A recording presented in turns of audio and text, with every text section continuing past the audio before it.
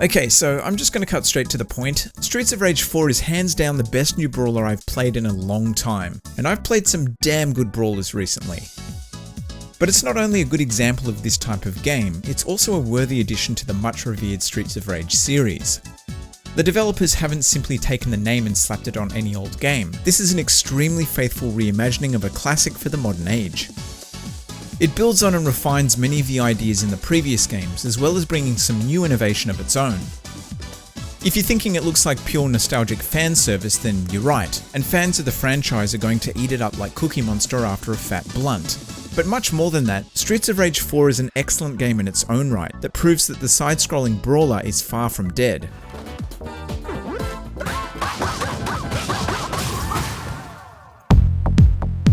To fully appreciate how big a deal it is that we not only have this game, but also that it's actually good, I'd like to take a quick tour back in time. Between the late 80s and early 90s, the 2D side-scroller was one of the biggest genres in gaming, and like many games at the time, it has its roots in the arcade. Publishers like Konami and Capcom pumped out loads of these coin-ops. So many in fact, that even today, I'm still discovering awesome titles I never knew existed. At the same time, video game consoles were growing in popularity, and it wasn't long before these games were ported to home systems. Final Fight, which was a huge hit for Capcom in the arcades, was one of these titles, being ported exclusively to the Super Nintendo in 1990 for the system's launch. And while the home version was a commercial hit, it left many fans disappointed as it was missing one of the 3 playable characters and it had no multiplayer. Sega saw this as an opportunity and set out to create a similar experience to the arcade version of Final Fight, only exclusively for their platform. With 3 playable characters and 2-player co-op, 1991's Streets of Rage on the Mega Drive and Genesis was an instant smash. Not content with upstaging Nintendo and Capcom, and probably looking to cash in on their hot new property, Sega shipped a sequel barely a year later. Streets of Rage 2 was bigger and better in every possible way, and was both a critical and a commercial success. It was a fanboy's wet dream, and to add injury to insult, Capcom's follow-up to Final Fight Guy, still only had 2 characters and was still missing multiplayer. 2 years later in '94, the third and seemingly final installment arrived. Streets of Rage 3 wasn't the same giant leap in quality that Streets of Rage 2 had been. It was an improvement in many areas though. It had bigger, more detailed sprites, more playable characters, better enemy AI, stages with alternate routes, and loads of other features. But many people felt that it was simply more of the same. The music was also a point of contention, and the Western version is notorious for having been heavily censored. In spite of these flaws though, it's generally considered to be a good game, and a solid entry in the series. I actually really like it. I felt that the improvements to the combat and its various systems, while being subtle, were clever. The pixel art was amazing for the time too, and despite some weird tracks, the music was mostly on point. But Streets of Rage 3 did demonstrate the problem the series had created for itself. After 2, expectations for the sequels had become very high, and even a good game like 3 was met with criticism. In spite of this, there was still a lot of anticipation for a 4th game. Streets of Rage 3 had really pushed the aging Mega Drive to its limits, and with the Sega Saturn releasing in Japan just 7 months later, lots of people, myself included, assumed that Streets of Rage 4 was a sure thing.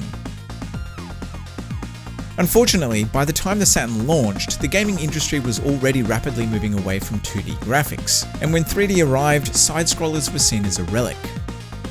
Brawlers didn't disappear entirely. The Saturn had a few gems like Guardian Heroes, but they weren't the system sellers they had been back in the 16-bit era, and as time went on, a 4th game seemed increasingly unlikely, as Sega seemed not to have any interest in reviving the series. With such a legacy to live up to, the task of creating a worthy sequel must have been daunting. But you know what? They did it. Those crazy sons of bitches did it, and now, one of the greatest beat-em-ups to ever scroll the side has returned.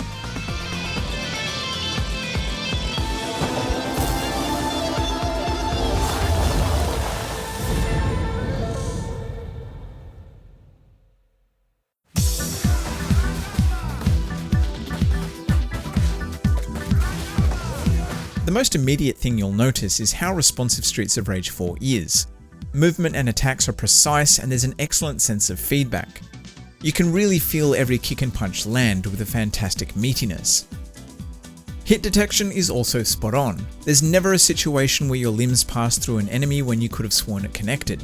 This is one of the most important components of any brawler to get right, because without tight controls and good feedback, it can be difficult to tell what's going on when there's a lot happening.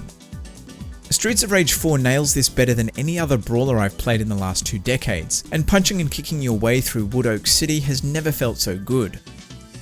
Now, I've heard combat in this game described as being simple and repetitive, that there's only one attack button and endlessly mashing it is basically the crux of the gameplay. And to that I say, bullshit.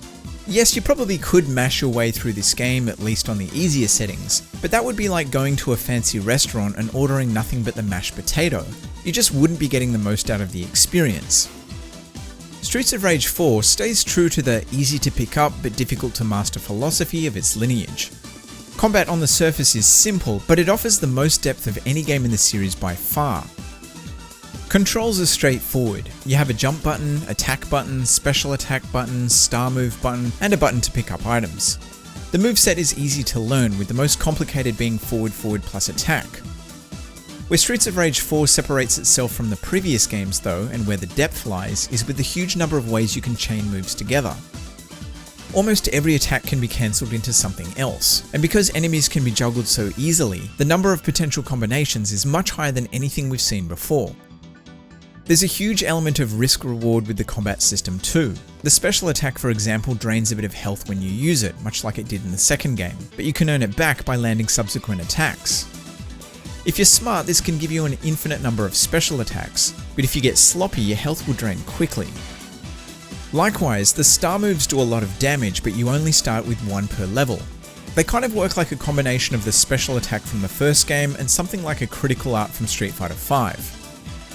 Now you can find more by finding hidden stars throughout each stage, but they're still in limited supply. So picking the right moment to use them can be the difference between clearing a stage and rocking out to the game over music.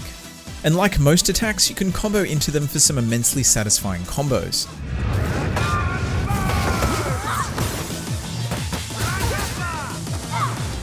Weapons return, including series regulars like the knife, along with some interesting new ones such as the taser. What's cool is you can now catch weapons in midair, allowing you to throw them at enemies and catch them on the rebound. Not only does this give you some much needed range, but it also just looks fucking cool. Another negative criticism I've seen repeated is that it doesn't innovate enough and that it feels too much like the old games. And again, I'd have to say, bullshit to that too. To use another food analogy, that would be like being disappointed that your sushi doesn't taste enough like hamburger. Streets of Rage 4 was designed as an old school brawler, and wishing it was anything else just doesn't make any sense. This is a genre defined by its simplicity, accessibility, and its roots in the arcade. It doesn't need more lore or skill trees or a 10-hour campaign. None of this would make the core experience better, it would just get in the way of what these games do best, and that's letting you punch as many people in the face as possible.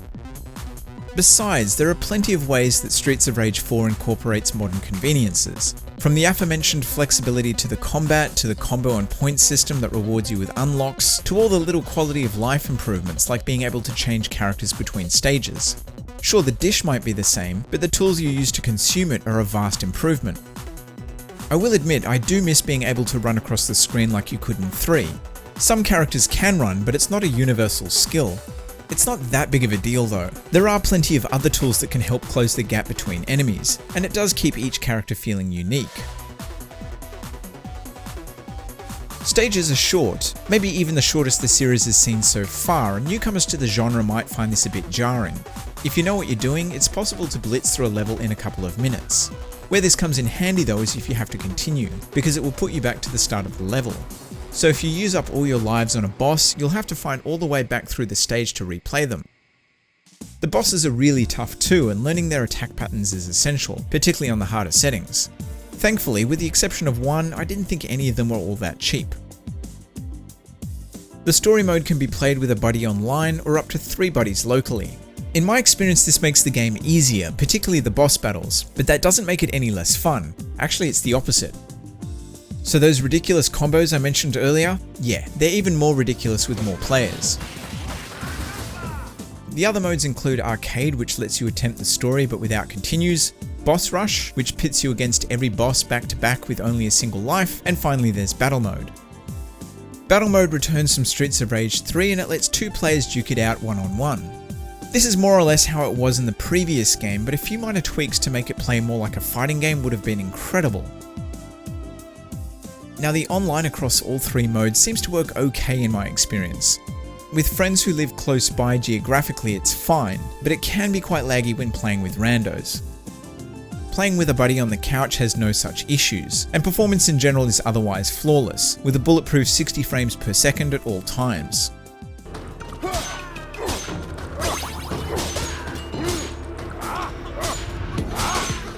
Okay, so it plays every bit as good as the previous games, and I might even go as far to say that it's the best so far. It's an excellent blend of both old school mechanics and new school ideas.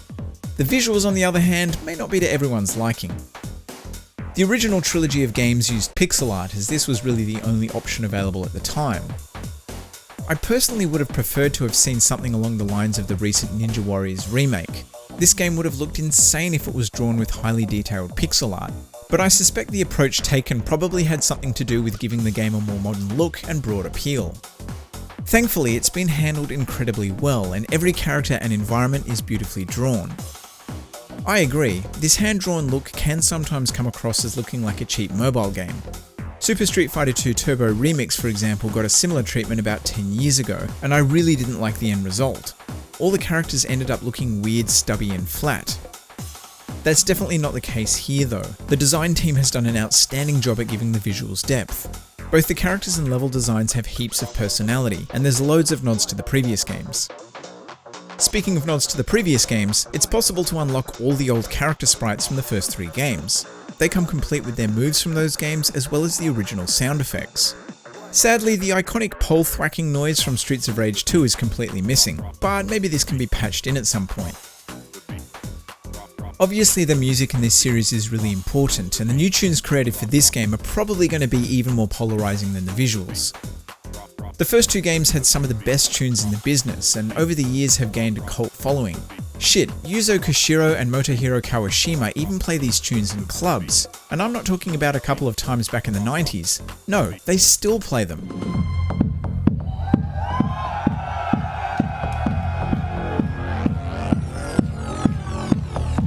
I think ultimately creating something that was going to please everybody was an impossible task. The original tunes were created in a different time, when electronic music wasn't as mainstream, when video games weren't as mainstream, and there wasn't nearly as much competition. The soundtrack for this game was a collaborative effort by 6 different composers, which includes the 2 I mentioned earlier who worked on the original games. It strikes a perfect balance of the 90s house, techno and synth that influenced the original games, with a bit of a modern spin. From the moment you fire it up, it's unquestionably Streets of Rage.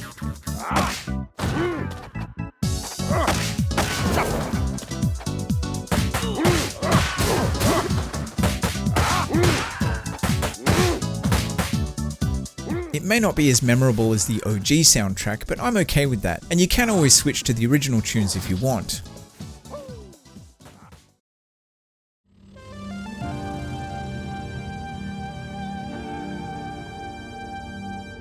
Streets of Rage 4 looks and plays like a love letter to a trilogy of games that most people thought would never get a sequel.